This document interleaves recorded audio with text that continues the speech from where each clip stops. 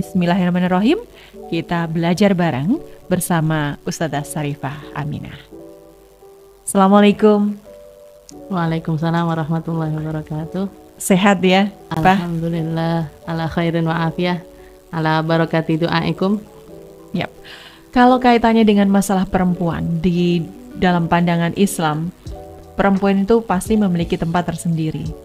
Seperti Rasulullah sendiri menyebut 3 kali ibumu, ibumu, ibumu, baru ayahmu. Di situ kan sudah kita ambil kesimpulan bahwa ibu itu adalah perempuan, kan begitu ya. Jadi begitu istimewa perempuan di mata Islam. Mungkin sebelum kita masuk ke tema kita tentang perempuan-perempuan paling sempurna dalam Islam, sebenarnya perempuan di mata Islam itu seperti apa sih, Sarifah? Baik. Bismillahirrahmanirrahim. Alhamdulillahirabbil alamin, wassalatu wassalamu ala asyrafil anbiya'i wal mursalin wa ala alihi wa sahbihi ajma'in. Subhanaka la ilma lana illa ma 'allamtana innaka antal alimul hakim. Rabbi shrah li sadri wa yassir li amri wahlul 'uqdatam min lisani yafqahu qawli. Amma ba'd. Alhamdulillah ala nikmatil Islam, alhamdulillah ala nikmatil iman, wa kafa biha min ni'mah. Allahumma barik lana fi Rajab wa Sya'ban wa ballighna Ramadan wa ballighna Ramadan wa ballighna Ramadan wa a'inna 'ala siyami wal qiyami wa qiraatil Qur'an wa qanni'na bil yasiri minal manam. Alhamdulillah, segala puji bagi Allah Subhanahu wa taala. Di sore hari ini kajian kita kembali on air. Kajian kita kembali berlanjut kembali dengan tema yang baru, karena dulu kita sudah menyelesaikan tentang bab haid kita, maka kita pada hari ini ingin mengulas tentang perempuan-perempuan yang paling istimewa di mata Islam. Perempuan-perempuan yang punya kedudukan khusus di sisi Allah Subhanahu wa taala, perempuan-perempuan yang mencapai puncak keimanan di antara mereka. Dan karena berhubung kita sudah berada di bulan Rajab, pintu gerbang menuju bulan Ramadan, Ramadan sudah mulai tercium, Ramadan sudah mulai terdengar gemericiknya, Ramadan sudah mulai digaungkan di mana-mana, maka kita ingin, sebagaimana kajian kita bernama Kajian Dunia Muslimah, maka kita ingin menghidupkan para perempuan-perempuan istimewa ini di hati para perempuan-perempuan zaman sekarang ini. Ulama kita mengatakan, misalkan seumpama para perempuan itu mengenal sosok apa yang harusnya menjadi idola mereka, seorang perempuan yang seperti apa yang harusnya berada di dalam hati mereka, niscaya ini akan membangkitkan peradaban Islam sedemikian rupa. Kalau kita lihat fenomena sekarang ini, kenapa para perempuan-perempuan sedemikian merosotnya, sedemikian jauhnya dari syariat agama Islam, sedemikian jauhnya dari akhlak dan juga tata cara muamalahnya orang-orang Islam, karena mereka tidak mengenal, mereka tidak mengetahui, mereka tidak tahu siapa yang harusnya saya jadikan panutan, siapa yang harusnya saya jadikan teladan, siapa yang harusnya saya jadikan sandaran di dalam mengarungi kehidupan ini. Jadi contoh ya untuk betul ya, harinya, jadi gitu ya. Kalau para ulama mengatakan lisanul hal khairun min lisanil maqal, sesungguhnya kita ketika melihat contoh di depan mata kita itu jauh lebih efektif ketimbang kalau orang menasehati kamu harus begini, kamu harus begini, kamu harus begini dan lain sebagainya.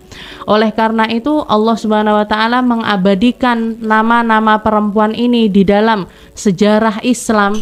Yang namanya Islam itu bukan cuma dari zamannya Rasulullah SAW saja, tapi mulai zamannya Nabi Allah Adam sudah ada perempuan yang taat kepada Allah Ta'ala, perempuan yang mendedikasikan kehidupannya, mengorbankan kehidupannya, menjadikan seluruh kehidupannya tujuannya adalah ridhonya Allah Subhanahu wa Ta'ala.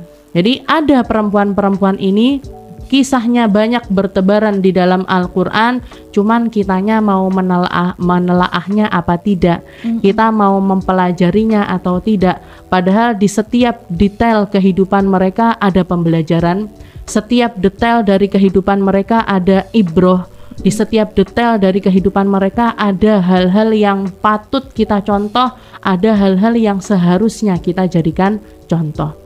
Rasulullah SAW mengatakan pernah, bahkan sering sekali beliau mengucapkan hadis ini seakan-akan ingin mencetak nama-nama orang tersebut di dalam hati kita, ingin mencetak nama-nama tersebut di dalam pikiran kita, ingin mencetak nama-nama tersebut, ini loh harusnya yang kalian jadikan teladan.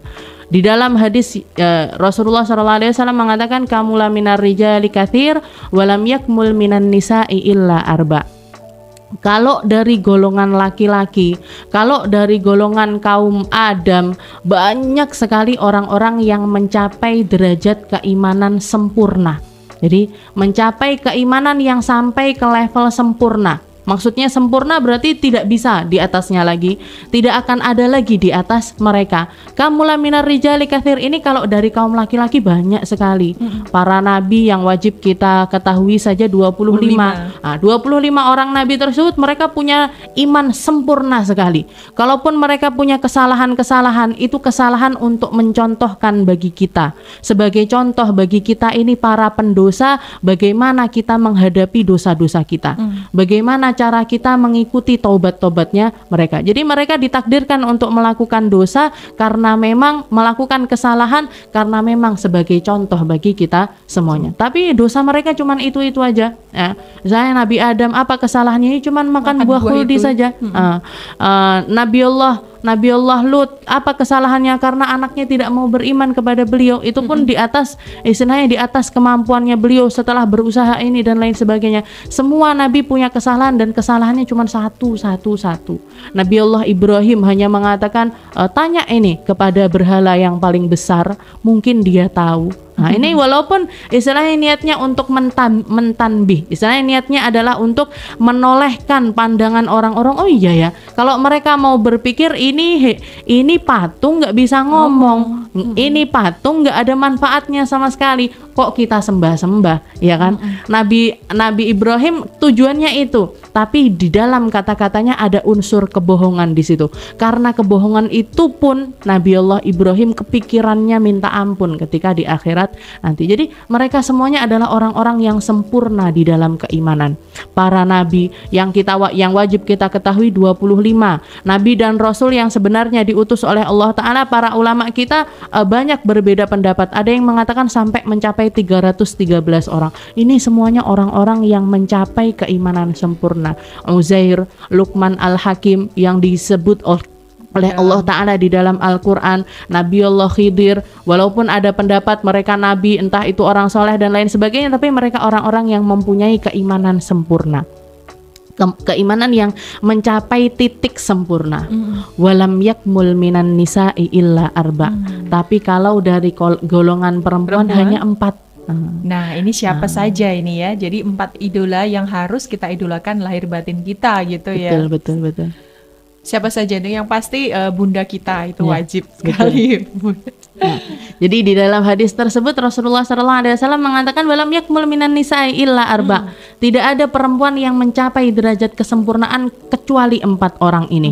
Di dalam hadis yang lain Rasulullah mengatakan, bukan dengan lafaz tersebut, tapi Rasulullah mengatakan sayyidatu nisa'i ahlil jannah. Perempuan-perempuan pemimpin perempuan lainnya di dalam surga hanya 4 orang ini saja. Di dalam hadis yang lain bahkan Rasulullah seakan-akan ingin mengatakan kepada kita semuanya, ini loh contoh mereka. Dikatakan Rasulullah mengatakannya sambil yakhtuh al-khutut. Jadi sambil mengambil satu dahan pohon, setelah itu beliau bikin garis 4. 1, 2, 3, 4. Walam yakmul minan nisa khiyarun nisa arba. Jadi perempuan yang paling tinggi keimanannya adalah 4 orang ini. Siapa mereka? Yang pertama adalah Asiyah bintu Muzahim. Sayyidah Asiyah bintu Muzahim, imra'atu Fir'aun, istri dari Fir'aun laknatullah alaih, yang dilaknat oleh Allah Subhanahu wa Ta'ala. Lalu yang kedua adalah wa Maryam bintu Imran, Sayyidah Maryam putra dari Imran, putra dari Imran, ibu dari Nabiullah Isa Al-Masih.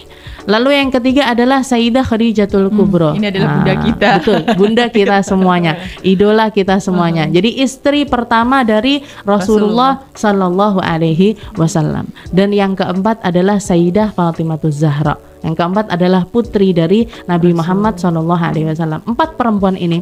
Jadi dan dikatakan kenapa sih kok kenapa kok perempuan hanya 4 orang ini saja? Padahal yang lainnya juga istri-istri Nabi kita, Nabi Muhammad, Rasul kita juga soli-soli semua. Iya, betul. Gitu ya. Yang lainnya pun perempuan-perempuan yang ada di sekitaran Nabi, yang ada haulan Nabi, yang ada di sekitaran Rasulullah SAW, banyak juga perempuan-perempuan istimewa. Banyak juga perempuan-perempuan yang mempunyai ibadah yang sangat tinggi, kepedulian yang sangat tinggi, kesolihahan dan lain sebagainya, banyak. Akan tetapi tidak bisa melebihi 4 perempuan ini. Jadi tidak ada yang melebihi, istilahnya bisa dikatakan 4 perempuan ini sudah ada di puncak. Kalaupun ada perempuan-perempuan yang lain, mereka semuanya di bawah 4 perempuan ini tadi. Asiyah bintu Muzahim, wa Maryam bintu Imran, wa Khadijah bintu Khuwailid, wa Fatimatu Zahra.